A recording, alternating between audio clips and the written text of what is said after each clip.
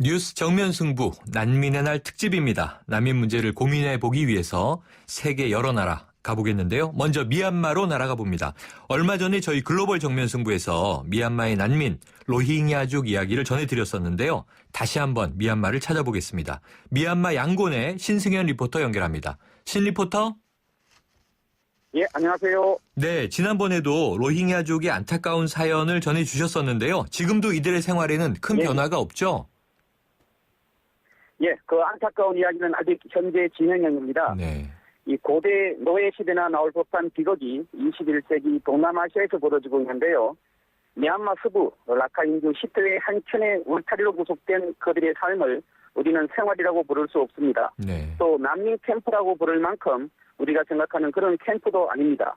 한마디로 죽음을 기다리는 수용소가 적당한 표현일 텐데요. 네. 정부의 박해를 받고 불교 폭도들에게 학살당해온 로힝야족이 세계 어디를 가든 미얀마에서 사는 것보다는 나을 것이라며 말레이시아나 인도네시아로 자유와 안전을 찾아 떠났지만 바다 위와 정글 속을 떠돌다가 오늘도 죽음을 맞고 있는 상황입니다. 네, 그런데 유명 영화 배우인 맷 딜런 헐리우드 배우로 유명한데요. 로힝야 난민촌을 방문했다고요?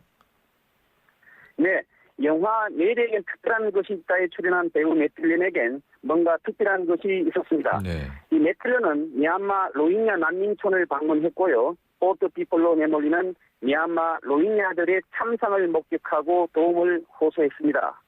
딜런은 이 난민촌에서 다친 다리를 치료하지 못하고 있는 청년, 영양 실조에 걸린 채 아이를 안고 있는 엄마들, 먼지 속에서 뒹구는 아기들과 마주쳤고요.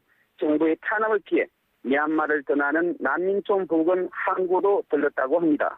그렇군요. 앞서 수단이나 콩고의 난민촌도 방문한 적이 있는 것은 보다 급박한 폭력의 위험이 있는 곳에도 가봤지만 이곳은 조금 다르다면서 사람들이 고사해 가고 있는 느낌, 즉 말라 죽어가고 있는 느낌이라고 말을 했습니다. 네, 이런 영화 배우뿐만 아니라 2014년에 노벨 평화상을 공동 수상한 파키스탄의 소녀가 있죠. 말랄라 유사푸자인데요.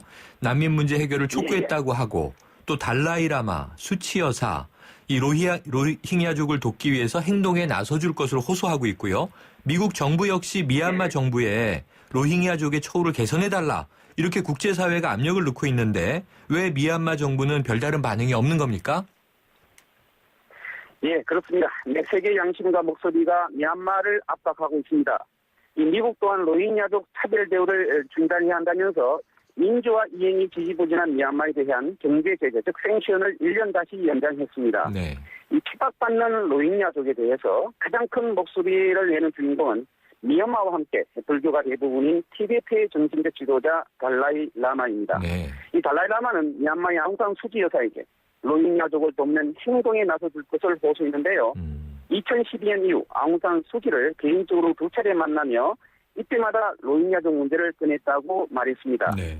이에 아웅산 수지는 몇 가지 어려운 문제가 있고 이 문제들이 단순하지 않으며 매우 복잡하다고 설명했다고 하지만 그럼에도 달라이 라마는 아웅산 수지가 노벨 평화상 수상자로서 어떤 역할을 하기를 희망한다고 밝혔습니다. 네.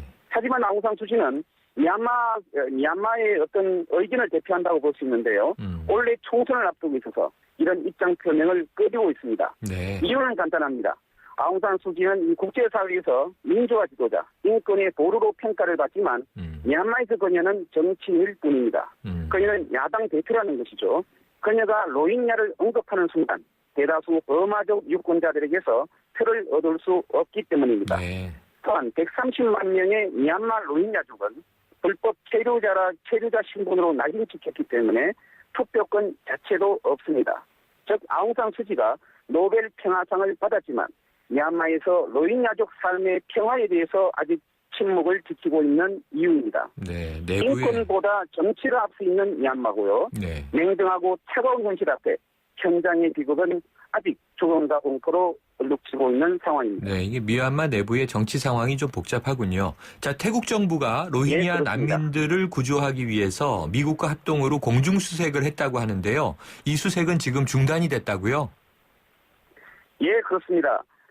이 태국 정부가 태국 서해안에서 표류 중인 로힝야 난민들을 수색하기 위해서 미국과 손잡고 공중 수색을 벌여왔으나 미얀마와 방글라데시 등 이 로힝야족이 탈출한 국가들의 해안을 지배하고는 로힝야족을 태운 배가 발견되지 않고 있기 때문입니다. 네. 왜냐하면 현재 동남아시아에서 우기가 시작됐고요.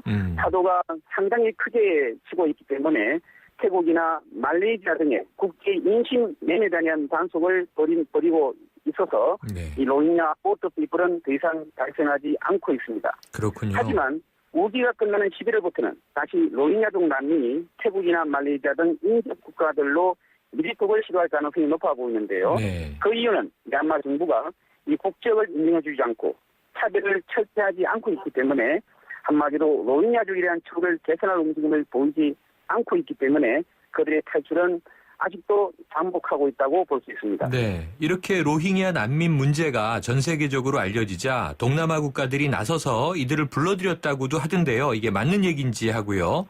또 이 주변국들은 로힝야 난민 문제에 어떤 반응을 보이고 있는지 좀 전해주세요. 네, 이 국제사회의 압력에 굴복한 이 동남아 국가들이 앞다퉈 로힝야족 난민들을 자국의 난민 수용소로 불러들이면서 이 타국을 비춰가는 듯 했습니다. 하지만 이 대형 참사가 정글에서 자행됐는데요. 이 태국과 말레이시아가 국경을 맞댄 밀림 지역입니다. 이곳에 자리한 인신매매 조직의 28개 사설 수용소에선 네. 안매장된 수백 구의 로힝야족 난민들의 시체가 네. 쏟아져 나와서 끔찍한 인권 유린의 실태를 그대로 드러냈습니다. 네. 이 동남아시아판 나치 수용소라고 일컬어진 간직한 인신매매 캠프와 무덤의 발견은 네. 동남아시아는 물론 전 세계에 로힝야 난민 위기에 대한 경고를 드리고 있는데요. 네. 끔찍한 이야기군요. 네, 신 리포터님.